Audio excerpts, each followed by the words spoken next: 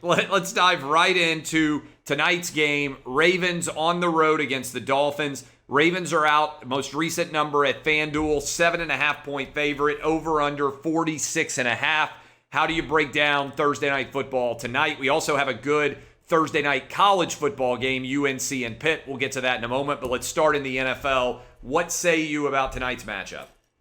Yeah, I mean, I think this is interesting for a variety of reasons. We know Lamar Jackson is a South Florida kid, so it clearly means a lot more to him when he has a homecoming of sorts. The last time we saw Lamar play down in South Florida, he threw for more than 300 yards and 5 touchdowns.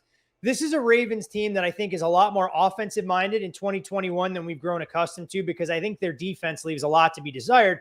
And they had yet another injury on their back end. They're going to lose Deshaun Elliott for the season. So when you look at this Baltimore team, I mean, I still don't feel comfortable laying more than a touchdown on the road. With a short week, travel, and unfamiliar opponent, there's obviously some skepticism. We're going to wait and see who Miami names as their starter. I think the Tua would be about a 1.5 to 2 point upgrade, given what we've seen from Jacoby Brissett, who has a much more elongated release, doesn't get the ball out of his hands nearly as quick. And that's kind of what you need to attack this Wink Martindale defense in space. So when I look at the way these two teams match up, as the number continues to inch out, I lean towards the Dolphins catching 7.5 or better. And I actually like the first half under the total a bit. We've seen both of these teams as perennial slow starters, and I think we could have a feeling out process. So first half under for me, and Miami plus the 7.5 would be my strongest leans on the game. Do you like anybody, any prop bets that stand out to you? Anything for Thursday night football, NFL style, that is worthy of hopping on in your mind?